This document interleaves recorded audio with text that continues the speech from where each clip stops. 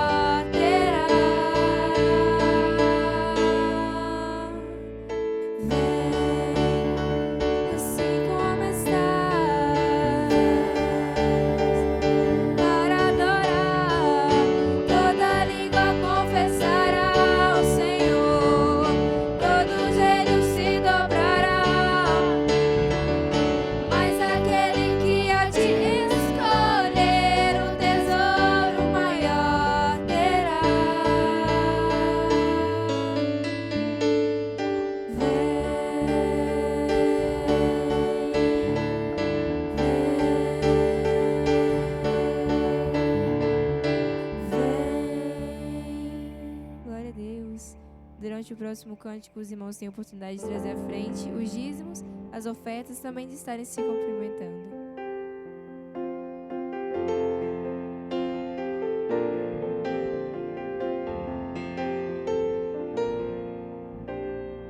Quero que valorize o que você tem. Você é um ser, você é alguém tão importante para Deus. Nada de ficar sofrendo angústia e dor nesse seu complexo inferior, dizendo às vezes que não é ninguém. Eu venho falar do valor que que você tem. Eu venho falar do valor que você tem. Ele está em você, o Espírito Santo se move em você, até com gemidos inexprimíveis, inexprimíveis. Daí você pode então perceber que pra Ele há algo importante em você. Por isso levante e cante, exalte ao Senhor. Você tem um valor, o Espírito Santo se move em você. Você tem um valor, o Espírito Santo se move em você. Você tem um valor.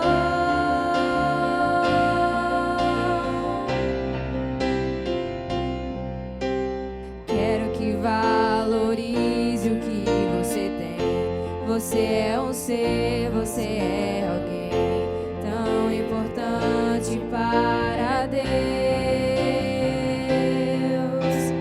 Nada de ficar sofrendo angústia e dor nesse seu complexo inferior, dizendo às vezes que não é ninguém.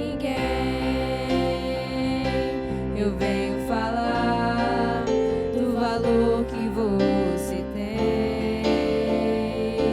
Eu venho falar do valor que você tem. Ele está em você, o Espírito Santo se move em você, até com gemidos inexprimíveis, inexprimíveis. Daí você pode então perceber que pra Ele há algo importante em você. Por isso levante e cante, exalte ao Senhor. Você tem um valor, o Espírito Santo se move em você. Você tem um valor, o Espírito Santo se move em você. Você tem um valor.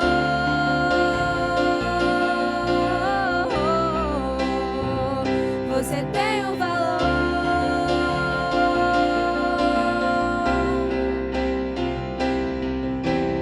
Ele está em você, o Espírito Santo se move em você, até com gemidos inexprimíveis, inexprimíveis. Daí você pode então perceber que pra Ele há algo importante em você. Por isso levante e cante, exalte ao Senhor.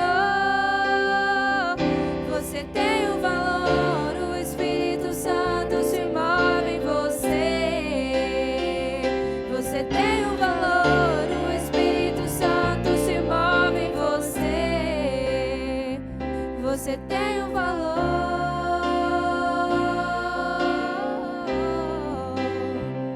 Você tem um valor.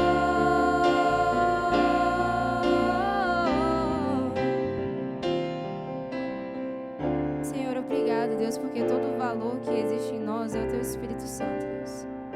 Todo tipo de valor que existe em nós é pela graça e misericórdia do Senhor, Deus. Senhor, obrigado porque o Senhor nos ama, o Senhor nos faz preciosos, o Senhor nos faz filhos amados, Senhor. Nós possamos ter a certeza de que em Ti nós temos uma identidade conservada, ó Deus. Senhor, obrigada pela oportunidade de sermos dizimistas, ofertantes, ó Deus. Obrigado por cada dízimo, por cada oferta, pelos nossos irmãos que estão em casa e contribuíram de lá, Senhor. Visita, Senhor, protege, cuida de cada um dos nossos irmãos, Senhor. Obrigada por cada um de nós que estamos aqui, ó Deus, que conseguimos estar aqui, mas visita, Senhor, cuida das famílias da nossa igreja, cuida dos nossos irmãos, visita, Senhor, aqueles que estão enfermos, Senhor. Cuida, Senhor, de cada um, que nós possamos estar sempre intercedendo uns pelos outros, ó Deus. Nós possamos estar sempre relembrando uns aos outros que são valorosos, ó Deus, que que são especiais, amados por Ti, filhos queridos, ó Deus. Nós possamos estar sempre, ó Deus, cuidando uns dos outros, Senhor. Obrigada, Senhor, por tudo, Deus. É o que eu te peço, é o que eu te agradeço, no nome de Jesus. Amém. Os irmãos podem se sentar.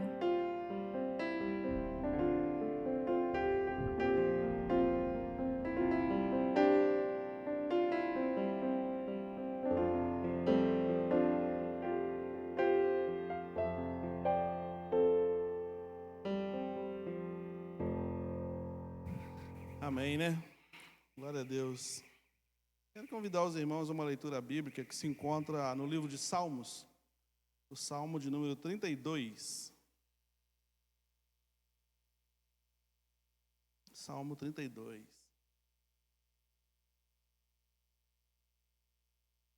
Já está projetado. A gente vai ler o texto todo. São 11 versículos. Diz assim, ó. Bem-aventurado aquele cuja transgressão é perdoada e cujo pecado é coberto. Bem-aventurado o homem a quem o Senhor não imputa maldade e em cujo espírito não há engano. Quando eu guardei silêncio, envelheceram os meus ossos pelo meu bramido em todo dia. Porque de dia e de noite a tua mão pesava sobre mim. O meu humor se tornou em sequidão de estio. Confessei-te o meu pecado, e a minha maldade não encobri. Dizia eu, confessarei ao Senhor as minhas transgressões, e tu perdoaste a maldade do meu pecado. Por isso, todo aquele que é santo orará a ti, a tempo de te poder achar. Até no transbordar das muitas águas, essas não lhe chegarão. Tu és o lugar em que me escondo, tu me preservas da angústia. Tu me cinges de alegria, de alegres cânticos ou cantos de livramento. Instruir-te-ei e ensinar-te-ei o caminho que deves seguir, guiar-te-ei com os meus olhos. Não sejais como o cavalo, nem como a mula, que não tem entendimento, cuja boca precisa de cabresto e freio, para que não se cheguem a ti. O ímpio tem muitas dores, mas há aquele que confia no Senhor, a misericórdia o cercará. Alegrai-vos no Senhor e regozijai-vos, vós os justos, e cantai alegremente, todos vós que sois retos de coração. Amém? Vamos orar mais uma vez, né, Senhor? Muito obrigado pela leitura da Tua palavra. Que nós temos o privilégio, ó Deus, de estarmos reunidos para ouvir da Tua palavra. Te agradeço por cada um que aqui está. Te agradeço por aqueles que estão em casa e peço a Deus que Teu Espírito Santo ministre no coração de cada um de nós de acordo com o que está no Teu coração. Em nome de Jesus. Amém. É um texto que fala sobre perdão, fala sobre pecado, fala sobre redenção. É um texto de Davi. Davi, considerado ao mesmo tempo o homem mais santo da Bíblia, um homem segundo o coração de Deus, e segundo o coração de Deus significa de acordo com os interesses de Deus, uma pessoa que, entre ele e Saul, o que era de acordo com o coração de Deus, era Davi. Quando fala segundo o coração de Deus, não quer dizer que Deus tinha uma predileção no sentido de amar mais a Davi, mas é porque Davi tinha uma inclinação maior para as coisas de Deus do que Saul. Então, esse era o Davi, o homem que inspira santidade nos seus atos, nas suas ações, no seu modo de ser, né, enquanto servo de Deus, mas também que poderia ser um demônio. A crueldade, a maneira como ele engendrou todo o problema que ele enfrentou e matou Urias. E esse texto aqui tem a ver com isso, né, que ele está falando, o meu pecado estava oculto, mas os meus ossos doíam.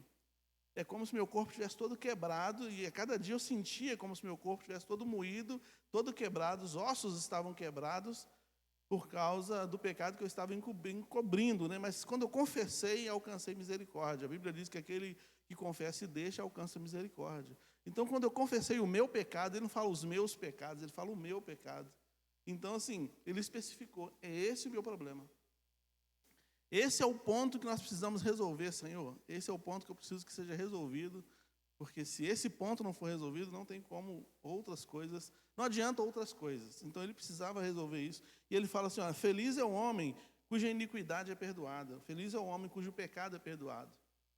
Dá um alívio, dá uma tranquilidade. A Bíblia fala que o Evangelho é o Evangelho da paz, né? E ele fala assim, através dele nós falamos para os homens, reconciliai-vos com Deus. Porque o pecado é rebelião contra Deus. Isaías 59, versículo 2, vai falar, os vossos pecados faz separação entre vós e o vosso Deus. Faz separação. A angústia de levar sobre si o pecado, de todo o pecado do mundo, foi maior do que a angústia da morte da cruz para Jesus. Quando Jesus fala, se possível, for passa de mim esse cálice, tem muita gente que fala assim, ele estava com medo da morte. Não, ele não estava com medo da morte, tanto é que ele se entrega para a morte. Ele fala, ninguém tira a minha vida, eu mesmo a dou. Jesus não estava preocupado com isso, porque ao contrário de nós, ele sabe o que tem do lado de lá. E ele sabe que do lado de lá é melhor do que do lado de cá, porque no capítulo 17 de João, ele fala assim, torna-me dar a glória que eu tinha contigo antes da fundação do mundo. E ele sabia que nessa terra, neste mundo, essa glória era impossível. Ele tinha que deixar esse mundo. Ele fala, eu vou para o Pai. Capítulo 14 de João, ele fala, estou indo, não se turbe o vosso coração, mas estou indo, eu preciso ir. Então, o problema de Jesus não era o medo de enfrentar a cruz, mas era o momento em que Deus haveria de virar o rosto dele, porque ele estaria sendo infectado com aquilo que infectou toda a humanidade, o pecado.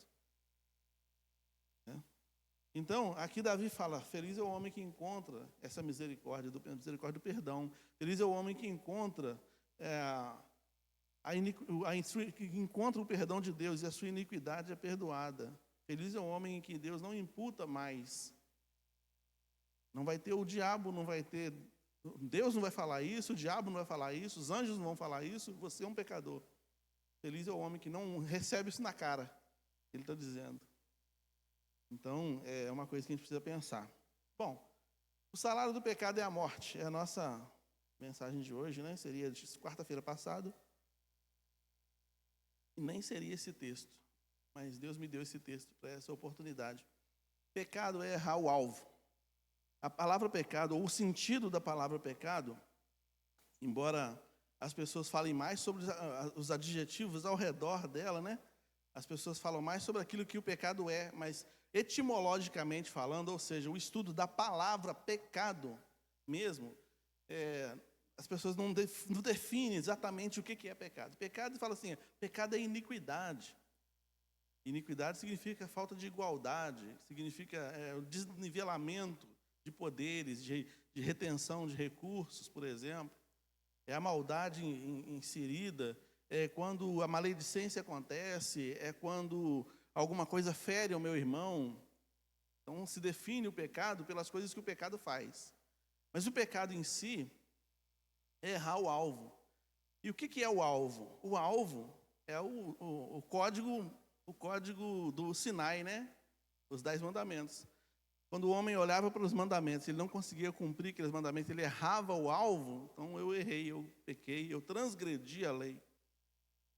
Eu transgredi a lei. Se eu pegar um carro, por exemplo, e andar na contramão, eu estou transgredindo a lei. Eu estou indo contra aquilo que a lei rege.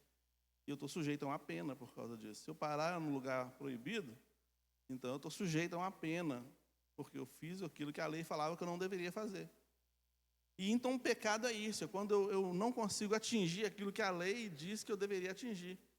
E a gente sabe que nos 10 mandamentos, no código do Sinai, código mosaico, para que o homem fosse perfeito diante de Deus, e a lei explícita em Levítico, a palavra-chave do Levítico é sede santos, porque vosso Deus é santo. Para que o homem pudesse expressar mesmo que ele era um homem de Deus, ele tinha que ser santo. Só que toda vez que o homem tentava, ele percebia que ele não conseguia.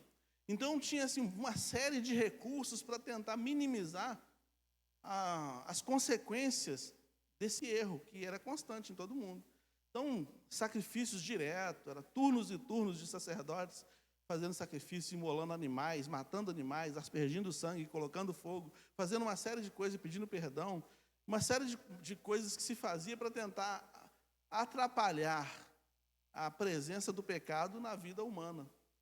É bom a gente lembrar que o povo antigo, talvez você vai se assustar com o que eu vou falar aqui agora, tá?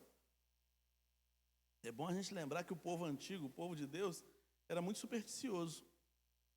Eles tinham mandingas, né, superstições, magias, coisas que realmente eles faziam para tentar aplacar a ira de Deus, para tentar afugentar espíritos imundos, para tentar adivinhar o futuro. Tinha várias coisas. Por exemplo, os sacerdotes usavam duas pedras, chamavam Urim e Tumim. Já ouviu falar disso, né? Urim e Tumim, eles tinham duas pedrinhas. E através daquelas pedras chamadas Urim e Tumim, eles falavam a sorte.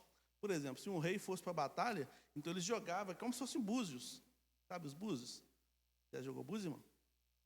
Então, aí o tabuleiro, tem os búzios, que são as conchinhas lá, eu não sei muito bem disso, né?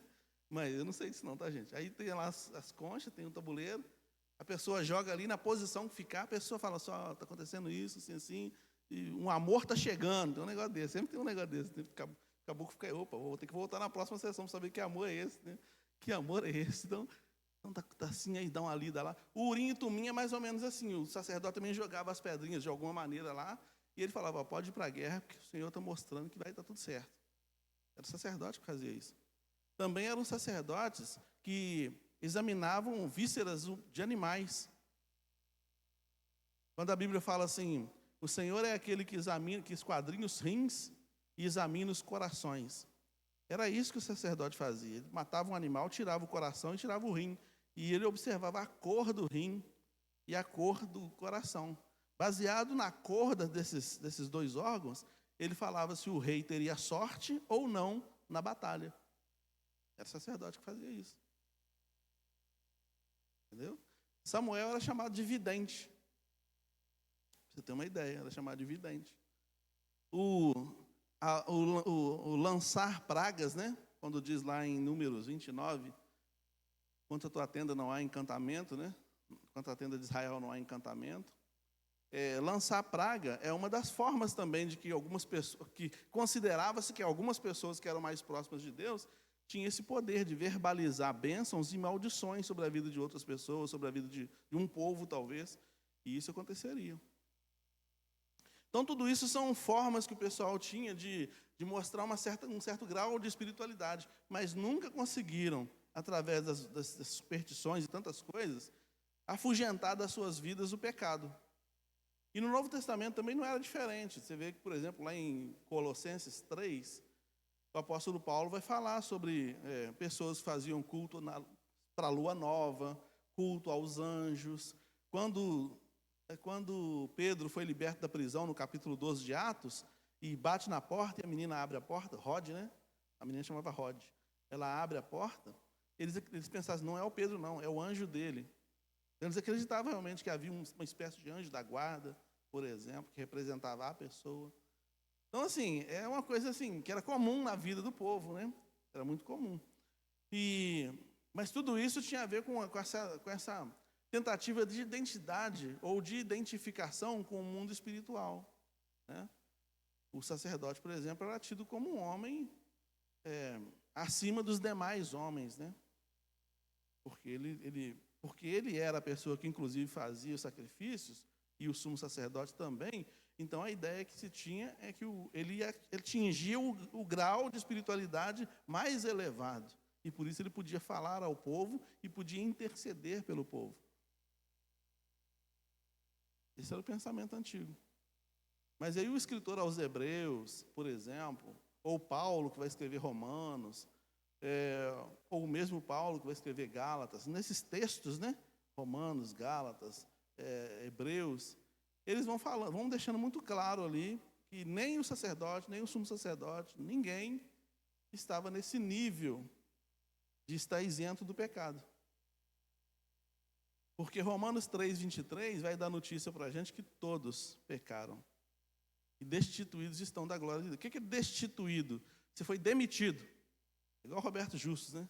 Você está demitido. Quando ele tinha aquele programa que demitia os outros. Então, destituído significa retirado fora, lançado para longe da presença de Deus, assim como aconteceu com os nossos pais no Jardim do Éden.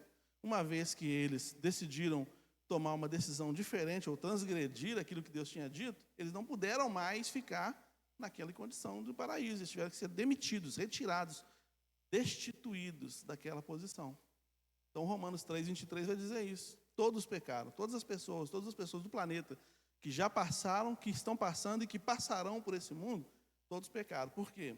O pecado entrou no mundo em Gênesis 3. A presença do pecado no mundo, a serpente, não o diabo, mas a serpente representando o diabo, ela consegue convencer a humanidade, nas pessoas de Adão e Eva, que eles podiam ter uma vida isenta do mandamento de Deus. E uma vez que eles obedecem a essa consciência que agora eles receberam, essa informação que eles receberam, e eles acharam mais interessante essa informação do que o que Deus tinha dito, porque o que foi dito para eles é que Deus estava restringindo a vida deles de usufruir do fruto.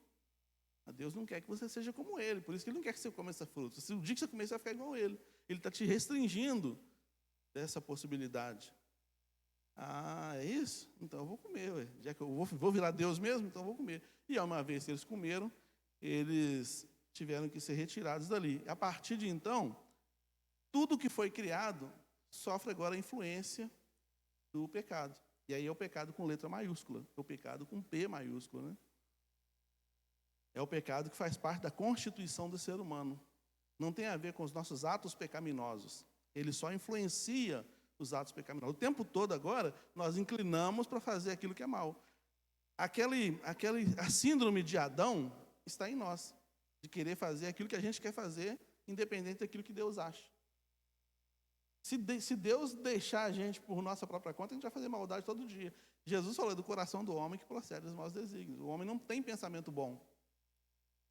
Eu estava escutando o Hernandes Dias Lopes, reverendo, falando hoje, né, uma coisa que ele disse um dia, e ele falou o seguinte: o homem sem Deus, ele não tem consciência de pecado.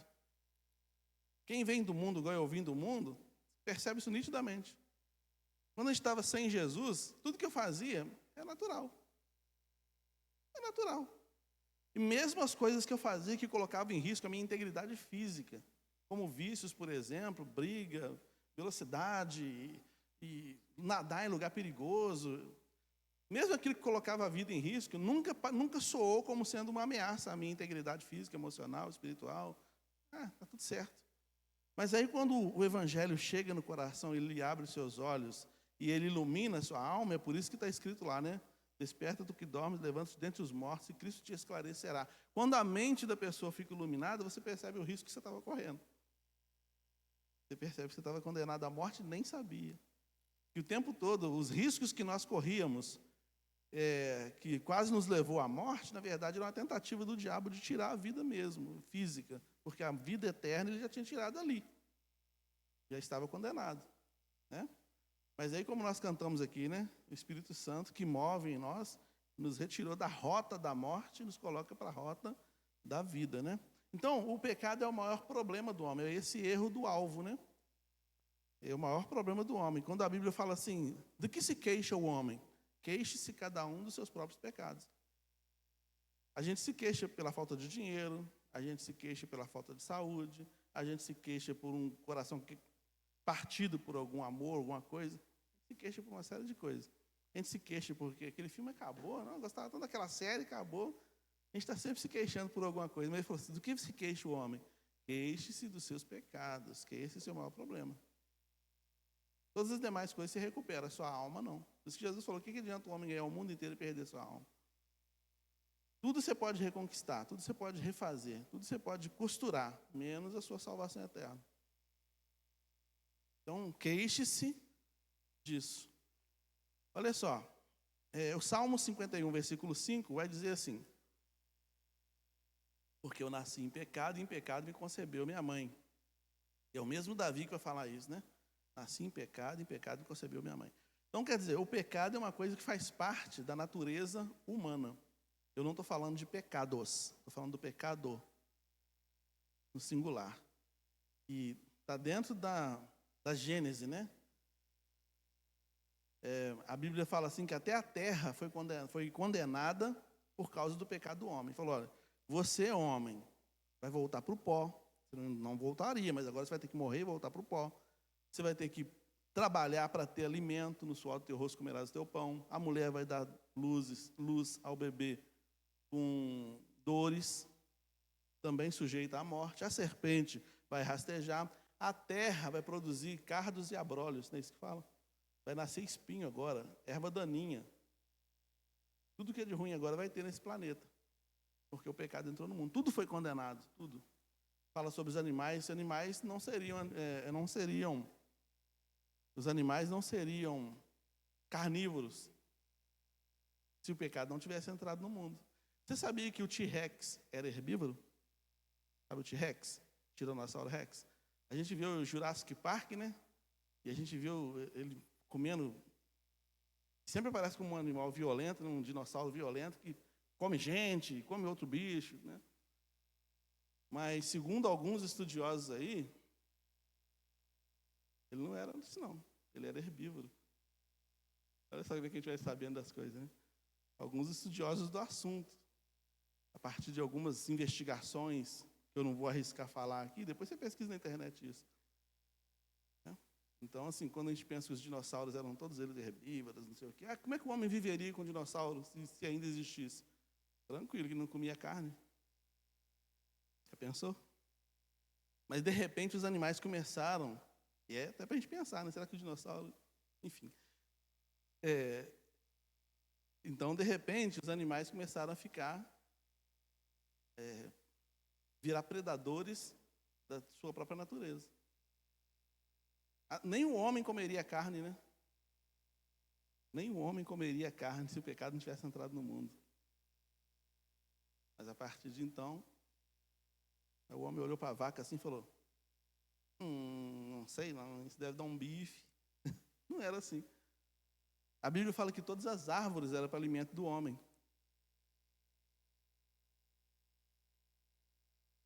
Talvez isso tenha diminuído, talvez por causa disso também tenha diminuído o nosso tempo de vida. Porque não tem certas coisas que o nosso organismo não foi preparado para digerir. Aí você tem que tomar alguns suplementos, algumas coisas para tentar digerir aquilo, porque o organismo não foi preparado para aquilo. Só que há milênios e milênios e milênios de anos a gente fazendo isso, a gente acostumou e acha que é normal, e às vezes não é. Estou falando para você virar vegano, não, tá? Falando isso não. Mas tem certas coisas que a gente come e que faz mais mal do que bem, porque o nosso organismo não foi feito para isso. É uma adaptação, porque o ser humano é adaptável, né? O ser humano vai adaptando o mundo à sua realidade, ao seu próprio interesse. Mas não é esse o nosso assunto, não. Olha só, então, o pecado entrou no mundo, e aí um dos 5 pilares do calvinismo, que é a doutrina de João Calvino, né, um dos reformadores, ontem foi dia da Reforma Protestante, nós falamos de Lutero, e você também tem o Calvino, né? E um dos 5 pilares do calvinismo é depravação total. E depravação total significa que todas as coisas criadas sofreram uma queda brusca por causa da presença do pecado no mundo. Tudo que está criado. Então, as árvores morrem, os animais morrem, a formiga morre. Nada disso morreria. De alguma forma, seria transformado ou viveria para sempre, não sei. Mas a morte foi um intruso que chegou no mundo por causa do pecado que aconteceu, né? E aí, o Salmo 51, versículo 5, fala, em pecado eu fui criado, nasci em pecado me concebeu minha mãe. Faz parte da constituição humana. O ser humano já nasce com o pecado na sua constituição. E esse pecado com P maiúsculo, que o ser humano nasce com ele, faz com que o ser humano cometa os pecados do dia a dia. Os pecados do dia a dia, pasme do que eu vou te falar, os pecados do dia a dia não têm poder para te matar eternamente. O que nos mata eternamente é o pecado com P maiúsculo. Percebe? Então, se eu cometi um pecado e peço perdão a Deus, e eu tenho que fazer isso, tá certo, eu tenho que fazer isso mesmo.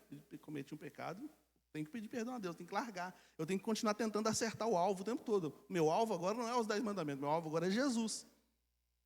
Então eu tenho que tentar, eu miro em Jesus e tento viver uma vida o mais próximo de Jesus possível. Eu tenho que tentar fazer isso.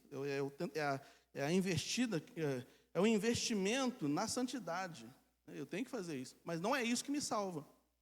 Senão, Efésios 2,8 seria um problema, né? Está escrito lá, Efésios 2,8. Pela graça sois salvos por meio da fé.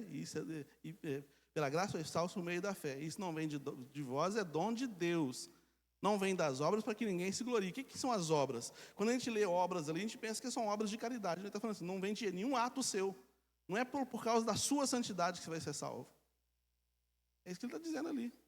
Ninguém vai poder chegar para Deus e falar assim, eu obedeci tudo. O que é? Não matarás? Obedeci tudinho, posso ser salvo.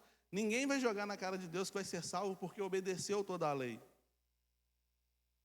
O alvo não tem mais a ver com você se esforçar para ser santo, nesse sentido, né? Nesse sentido. Salvação. Eu tentar viver uma vida de santidade preserva, inclusive, a minha vida, física, emocional e espiritual. Por isso que a Bíblia diz, não sejas louco para não antecipar o tempo da sua morte. Mas não garante a minha salvação. Senão, um bom pai de família sem Jesus seria salvo. Imagina, o sujeito é um bom pai de família, é um bom profissional, é um bom religioso, ele é bom em tudo. Deus ia falar, tem que salvar o fulano. Dá uma lida lá em Atos 10. Deus falou com Pedro, Pedro, dá um papo reto lá no Cornélio. Ele é um homem bom, um homem gente boa, dá até oferta para a igreja. Mas vai para o inferno, fala que alguém precisa aceitar Jesus, cara. Porque quando uma pessoa aceita Jesus, o pecado com P maiúsculo é cancelado. Esse pecado é amordaçado. E quando esse pecado é amordaçado, aí sim é que a salvação está garantida. Por isso que Jesus falou o seguinte, para um valente entrar numa casa, para um valente tomar posse de uma casa, estou parafraseando Jesus, ele entra, domina o valente que está lá, manieta ele, ou seja, amarra ele e toma conta da casa. E jovem. Oi?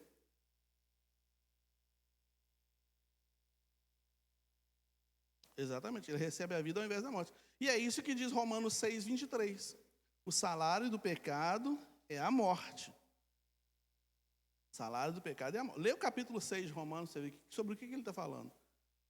Ele está falando sobre esse pecado que eu estou falando aqui, o original, a depravação total do homem. O salário disso aí é a morte. Ou seja, quem não tiver o dom gratuito de Deus, que é a segunda parte do versículo, né? Que lá diz, o salário do pecado é a morte, mas o dom gratuito de Deus é a vida eterna por meio de Cristo Jesus, Senhor nosso. Quem não tiver a graça salvadora de Jesus em sua vida, está sob a sentença da morte, mesmo que você seja a melhor pessoa do mundo. Entendeu? Então, feliz é um homem que tem seus pecados, a sua iniquidade, os seus pecados perdoados. Feliz, ótimo, está em paz com Deus. Mas precisa um pouquinho mais do que isso, precisa aceitar Jesus. Não adianta. Eu lembro uma vez que eu tive a infelicidade de deparar com a situação de uma pessoa endemoniada. É muito difícil isso. E aí a pessoa estava endemoniada, estava com a faca na mão, e aí o Senhor nos orientou, oramos lá, o demônio saiu, e o Espírito Santo, eu lembrei da voz do pastor falando no meu ouvido. O Espírito Santo usou, né, a lembrança da voz do pastor. Faz essa pessoa aceitar Jesus. Porque só isso aí não resolve. Você expulsou o demônio, beleza. Mas ela está sob a influência do diabo do mesmo jeito. Tem pessoas que estão a pessoa sem Jesus, ela está sob a influência do diabo, direto ou indiretamente. É por isso que Jesus falou o seguinte, vós tendes por pai o diabo, e vocês fazem tudo para agradar ele. E João, o evangelista, em 1 João, deixa eu ver o texto aqui, 1 João 1, está anotado aqui em algum lugar. 1 João 1, põe o 1 João 1, de 8 a 10 para mim, o Lucas. Se dissermos que não temos pecado, enganamos-nos a nós mesmos, e não há verdade em nós. Se confessarmos nossos pecados, ele é fiel e justo para nos perdoar os pecados e nos purificar de toda injustiça. Se dissermos que não pecamos, fazemo-lo mentiroso e a sua palavra não está em nós. Gravou? Agora põe para mim, por gentileza, Lucas. 1 João 3, 6. Qualquer que... Presta atenção. O primeiro texto que a gente leu fala assim, se dissermos que não temos pecado, nós estamos chamando ele de mentiroso. Porque nós somos pecadores. Mas ali agora ele fala assim, qualquer que permanece nele, não pratica o pecado. Qualquer que permanece em pecado, não o viu, nem o conheceu. Avança, jovem. Filhinhos, ninguém vos engane, quem pratica a justiça é justo, assim como ele é justo. Quem pratica o pecado é de quem? É do diabo. Porque o diabo peca desde o princípio. Para isso o Filho de Deus se manifestou, para desfazer as obras do diabo. Qualquer que é nascido de Deus não permanece em pecado, porque a sua semente permanece nele, e não pode pecar, porque é nascido de Deus. Nisso são manifestos os filhos de Deus e os filhos do diabo. Qualquer que não pratica a justiça e não ama seu irmão, não é de Deus. Se você ler esse texto cuidadosamente, com atenção, você tem contradição. Tem contradição, porque ele fala assim, quem é filho de Deus não peca. Está bem claro ali no capítulo 3. Mas no capítulo 1 ele falou o seguinte, todos nós pecamos. Se falar porque a gente não peca, a gente está chamando ele de mentiroso. E aí, João? E aí, João? Então, eu estou falando isso porque eu entrei em parafuso com isso quando eu me converti de pouco, que eu li esse texto, falei, quem é de Deus não peca, quem peca é do diabo. Eu falei, gente, acabei de aceitar Jesus, como é que eu estou agora? E agora? Sou de Deus ou do diabo? Como é que eu fico nessa história toda? Então ele está falando sobre duas coisas distintas. O que ele está dizendo aqui? Ele está dizendo, começando de trás para frente, ele está dizendo que qualquer pessoa que permanece no pecado, ou seja, na condição de estar sem Jesus, é do diabo. Mas qualquer pessoa que já entregou o coração para Jesus, vai ser pecador, porque não tem jeito. Enquanto a gente estiver nessa carne, nessa natureza, a gente vai pecar mesmo. Não tem jeito. Entretanto, não seremos do diabo. Não somos do diabo, somos do Senhor. Ou, o pastor até falava assim, somos pecadores salvos. Como é que eu vou ser pecador salvo, gente? Porque eu estou na natureza pecaminosa, a natureza da carne. E a natureza da carne, ela pende mesmo para isso. Entretanto, o pecado que me levaria para a condenação, já foi anulado. Entende? Mas isso não é, como eu vou dizer, e como ele disse para mim, o pastor, né, e eu também digo, isso não é licença para pecar. Daí é que está a garantia da salvação. É aí que se encontra a garantia da salvação. Porque não depende daquilo que eu faço, depende daquilo que ele fez. O único ato meu para a minha salvação é eu aceitar o que ele fez por mim. Ou seja, aqui o texto do Salmo 32, ele fala assim, bem-aventurado daqueles que não é imputado a ele o mal que ele cometeu, mas está perdoado. Bem-aventurado é esse sujeito aí. E bem-aventurado é um sujeito que foi justificado pela fé. O que é a justificação pela fé? Justificação pela fé é o atestado de paz com Deus que é dado pelo próprio Deus. É Deus falando, esse aí está pago, por esse aí está pago já. Está tudo certo entre nós, porque ele não tinha condição de pagar, mas eu paguei para ele. Ele aceitou o pagamento. Tem gente que é orgulhoso e não aceita, né? Tem gente aí que se alguém depositar 10 mil na conta, ele devolve. Devolve. Tem gente que não aceita presente, não é um obrigado. A pessoa está precisando, mas é orgulhoso. Não, obrigado, não quero não. Então tem gente que faz isso. Deus fala assim, pode subir, o céu é seu. Não, obrigado, eu prefiro continuar aqui nessa condição. Inclusive, esse é o pecado para a morte, né? E o próprio João fala. João fala lá no capítulo 5, 1 João 5, 16, 17, ele fala sobre há pecados que são para a morte e há pecados que não são para a morte. Pecado que é para a morte, como eu falo para vocês, nem precisa orar. Dentro do contexto, ele está falando sobre os anticristos. Então, há algumas posições teológicas acerca do que ele está querendo dizer. Tem pessoas que falam assim, que na vida social, há coisas que a gente faz, naquele contexto lá, que a sentença era de morte. E o sujeito aceitou Jesus, vai para o céu, mas vai morrer. A sentença era essa. Aconteceu isso com Estevão, né? Sentença de morte. Aconteceu isso com Tiago, capítulo 12 de Atos dos Apóstolos, sentença de morte. E há outros teólogos também que falam que ali ele está falando sobre os anticristos, que são pessoas que são contrárias a Cristo, pessoas que rejeitam mesmo a obra do Espírito Santo. Então, uma pessoa que rejeita a obra do Espírito Santo não tem perdão, porque o único pecado que não tem perdão é a blasfêmia contra o Espírito Santo. E o que é a blasfêmia contra o Espírito Santo? É a pessoa não aceitar o Espírito Santo na vida dele.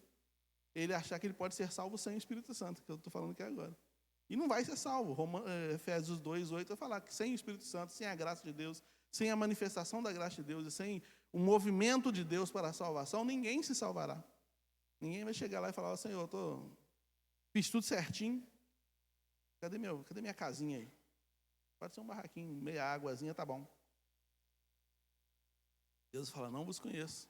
Eu só conheço aqueles que foram lavados e remidos pelo sangue. Então, a negação da graça, né, é um pecado que é para a morte. E aí, diante dessa leitura que a gente fez aqui de 1 João 1 e 1 João 3, o pecador se salva ou não se salva? O pecador que aceitou Jesus será salvo, mas o pecador que renega Jesus não será salvo. Porque o pecado com P maiúsculo ainda está vigente na vida dele. Ele nem percebe que está pecando. Para ele está tudo certo. Entende? E a sentença é Romanos 6,23. O salário do pecado é a morte. O salário desse pecado com P maiúsculo, esse salário, a sentença para essa atitude de negação de Jesus é a morte, né? Então a gente tem também na Bíblia, a gente vê as tentativas de driblar, né, o efeito do pecado. Você tem, por exemplo, o decálogo, né, o cumprimento dos mandamentos. Você tem os bodes, os sacrifícios de um modo geral, né, que eram feitos. Mas uma coisa curiosa também que se tinha lá, que era uma das festas do povo, era o dia do perdão. No dia do perdão, a pessoa levava 2 bodes diante do sacerdote. O sacerdote escolhia entre um e outro lá, tirava sorte lá. Um bode ia ser imolado, né, sacrificado, e feito dele uma oferta.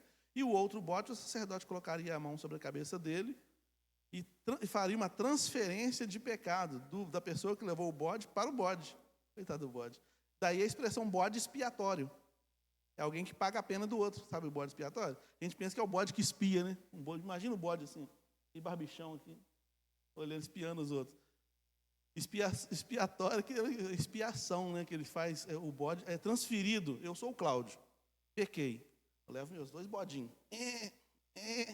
Chego diante do sacerdote. O sacerdote pega um, corta o pescocinho dele, põe fogo para lá, e pega o outro.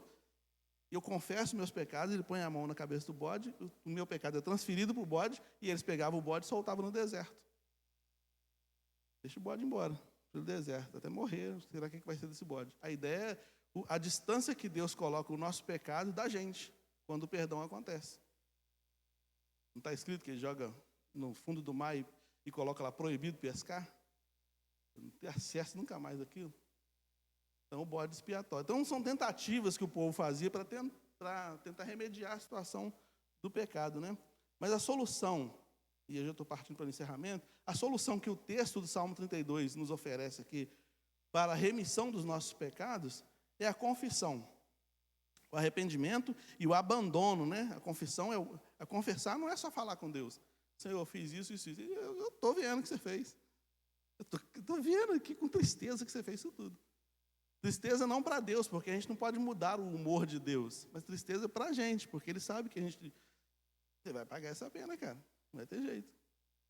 Então, eu sei que não é só confessar, é arrepender mesmo e abandonar. E até mesmo para arrepender, a gente tem que pedir o Espírito Santo para ajudar a gente a se arrepender, porque se deixar, a gente não arrepende, não. Arrepende não. A gente? Arrepende não. O Espírito Santo é que nos ajuda nesse... É por isso que é gemidos inexprimíveis, né? E faz uma força danada para convencer a Deus de que eu mereço perdão. Ele traz a força. Então, e a confissão, ela precisa ser detalhada. É por isso que é importante o momento de oração sozinho. Porque no coletivo é muito fácil. Senhor, perdoa os nossos pecados. A gente peca, alguém falou, a gente peca no varejo e pede perdão no atacado, né? Não, tem que ser perdão, pedido de perdão também no varejo. Chegar para Deus no cantinho do quarto lá e falar, o pecado é esse, isso assim, não deveria ter feito, isso sabe, mas... E à medida que a gente vai fazendo isso, a gente vai se fortalecendo diante dessa investida, né? A gente vai se fortalecendo ali. Por isso que ele fala aqui, ó, eu confessei o meu pecado, eu não encobri meu pecado, eu coloquei tudo diante do Senhor, e aí eu fui sentindo a vida voltando, porque os meus ossos eram como se estivessem todos quebrados. Eu fui sentindo a vida voltando, né?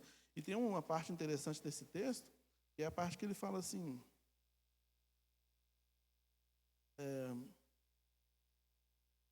versículo 8, instruir-te-ei e te ensinarei os caminhos que deves seguir, e sob as minhas vistas te darei conselho.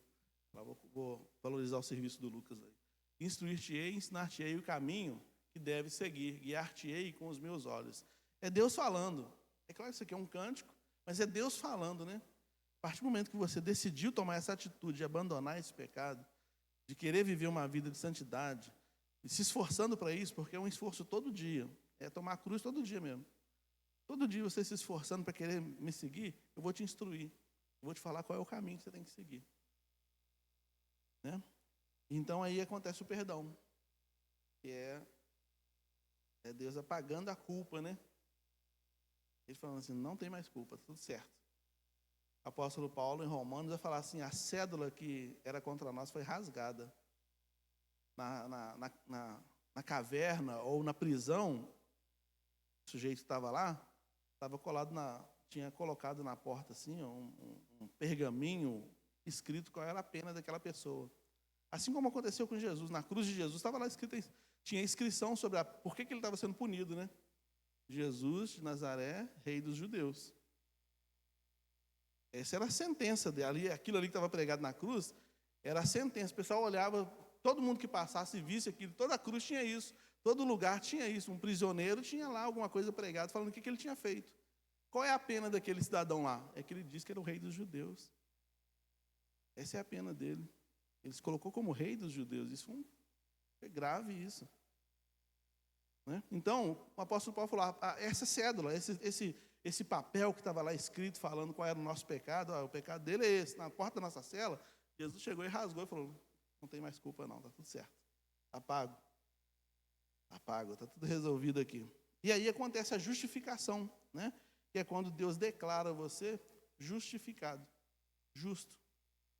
Quando a Bíblia fala assim, o justo, quando a Bíblia nos chama de justos, né? No Antigo Testamento, a ideia de justo, como fala, por exemplo, a Bíblia fala assim, o justo Ló. Ló era chamado de justo, embora ele morasse numa terra, Sodoma, né? Uma terra terrível, de pecados severos, pecados terríveis, maldições terríveis, a tal ponto de Deus dizimar todo o povo, fazendo cair fogo sobre aquela cidade, ainda assim, Ló era chamado de justo. Porque ele se esforçava para tentar obedecer. No mundo corrompido que ele vivia, ele ainda tentava ser diferencial. No Novo Testamento, nós somos chamados de justificados, porque compreendeu-se, com a evolução da mente, com a evolução no sentido de compreensão de Deus, se percebeu que não tem como uma pessoa hoje ser justa. Por isso que fala, não há um justo sequer. Então, nós somos justificados, ou seja, fomos feitos justos em Jesus. Ele falou, eu rasgo a cédula e agora eu assino embaixo por eles. Então Deus olha para a gente através dessa ótica, né? Quando a Bíblia fala, por exemplo, sobre maldição hereditária, que é a ideia de que o pecado, visita o pecado dos pais, dos filhos até a terceira e quarta geração, a expressão pecado ali talvez não seja a melhor tradução, né? Tem muito a ver, porque senão entra em contradição com Ezequiel 18. Ezequiel 18 fala que o filho não herdará o pecado do pai. A alma que pecar, essa morrerá. João capítulo 9, o pessoal pergunta, quem pecou? Esse ou os pais, para que ele nascesse cego? Jesus falou, nada disso, cara. Estão com isso até hoje na cabeça. A alma que pecar, essa morrerá. Né? O que acontece ali, na questão da maldição hereditária, muitas vezes, a desobediência ou a transgressão da lei, que muitas vezes não era muito explicado porque o povo não ia entender, acabava acarretando problemas genéticos do pai para o filho. Por exemplo, era mais fácil falar assim, é pecado você ter relação com a sua irmã. Era mais fácil falar isso do que tentar explicar geneticamente isso. Aí nascia um filho com problema, com defeito genético. Nosso filho nasceu amaldiçoado. Eles não sabiam nada de ciência, né? Entende? Então, eu, por exemplo, conheço lá no meu bairro, tem um casal lá que são primos. E a filha deles nasceu com problema. Ela hoje está com a menina hoje está com quase 30 anos de idade, mas ela tem problema motor, dificuldade de locomoção. E eles são primos. A questão consanguínea. Aí você vai falar que isso é maldição. Eles foram até para a igreja, fizeram várias campanhas para ver se a menina era curada, porque achou que estava debaixo de maldição. Entende? Então, são essas coisas, né? É claro que cada um vai ter sua própria explicação sobre isso, mas é nesse sentido, né? É nesse sentido. É mais fácil você falar que é pecado, era mais fácil falar que é pecado comer carne de porco do que explicar o que a carne de porco podia fazer no organismo de uma pessoa debaixo de um sol de 50 graus no deserto. Percebe por que eu falo que a palavra pecado, muitas vezes, ela acontece no Antigo Testamento com outro sentido, não no sentido espiritual tão somente, mas também no sentido físico. É isso. Então, a gente tem os passos para a solução do nosso problema com Deus. arrependimento e abandono. Tem que ter coragem, mas tem que ser feito. Se eu quero ter paz com Deus, eu preciso ter essa coragem. Detalhar tudo. Senhor, é isso, isso, isso. E quando eu detalho o meu pecado, quando eu falo para Deus, Senhor, eu fiz isso, isso, isso, que eu vou detalhando para Ele, eu fico até constrangido de fazer de novo. É possível que eu fazer isso de novo. Eu acabei de falar isso com Deus. Agora, quando eu falo assim, perdoa os meus pecados, aí está no bojo, está no meio do... Posso fazer de novo, está tudo certo. A gente acha que não está certo, está um débitozinho ali, né? Então Deus perdoa, Ele apaga a culpa, né? Ele nos justifica, né? Romanos 6, 23, parte B, vai falar, mas o dom gratuito de Deus é a salvação em Jesus Cristo, né? Todos os pecados destituídos são da graça de Deus. Romanos 3, 23, o salário do pecado é a morte, mas o dom gratuito de Deus é a vida eterna através de Cristo Jesus. Essa é a segunda parte do versículo, né? Então, isso garante a nossa salvação. Agora, uma coisa que eu ouvi, que eu achei interessante, eu quero compartilhar com os irmãos, é sobre um pastor. Ele, antes de se converter, ele tinha uma vida muito louca, muito doida. Vida muito doida. E aí, quando ele ouviu o evangelho, ele falou, eu quero o evangelho. Uma pessoa da família dele não acreditou que ele mudaria. Ah, você? Tem gente que a gente acha que é tão doidão que a gente fala, não, esse aí evangelho não entra nele de jeito nenhum. Não, mas eu vou caminhar com o evangelho. Não vai. Como é que você vai fazer, rapaz? Um monte de coisa que você gosta de fazer aí, tudo errado, droga, não sei o quê. Como é que você vai resolver isso, cara? E sabe como é que ele falou que ele resolveu isso? Eu achei muito interessante, me lembrou um texto bíblico, uma passagem bíblica. Ele falou o seguinte, eu entrei numa situação quase que de um monge. Eu jejuava todo dia, orava e lia a Bíblia, lia os evangelhos. Ele falou, eu li os evangelhos assim muitas vezes. Muitas vezes. Eu começava a ler Mateus capítulo 1, passava pela genealogia, que a gente pula, né, mas ele passava por dentro das genealogias todas, estudava elas. Quando chegava no final do capítulo 21 de João, ele voltava no capítulo 1 de Mateus de novo. E tipo assim, quando eu escuto esse pastor pregando, quando eu escuto ele falando, se você perguntar para ele assim, o que está escrito em Lucas 3, 29? Você sabe o que está escrito em Lucas 3, 29? Eu nem sei se tem versículo 29 em Lucas 3. Mas o cara fala, não, Lucas 3, 29 está escrito isso, isso, isso, isso. O que está escrito em Marcos 2, 33? Não sei nem se tem, mas ele fala, está escrito isso, isso, isso. De tanto que ele viciou a leitura, entendeu? Ele se viciou na leitura do evangelho. Então ele conhece o evangelho e não só os evangelhos. Ele fez isso com a Bíblia toda, ele começou a ler todo dia. Ele acabava de ler, lia de novo, acabava de ler, lia de novo, ia lendo, lendo. Ele falou, e foi assim que, me enchendo da palavra, eu me esvaziei dos meus pecados. À medida que a palavra foi entrando em mim, que eu comecei a orar mais, que eu comecei a jejuar, e eu me dediquei mesmo, quase que numa vida de monge mesmo, isolado ali, durante um tempo, o pecado perdeu espaço na minha vida. Isadora está vendo se tem Lucas 3. Então, o pecado perdeu espaço na minha vida, eu perdi o interesse pelo pecado.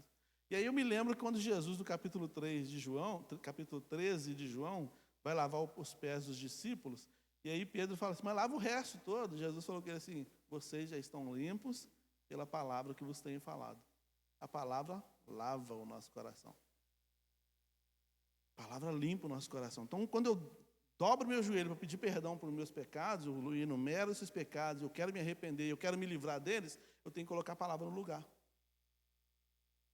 Entende? À medida que eu vou me enchendo da palavra, eu vou tendo consciência do Evangelho, minha mente vai sendo iluminada pelo Evangelho. E à medida que a minha mente vai sendo iluminada pelo Evangelho, eu começo a abandonar as coisas que não são do Evangelho.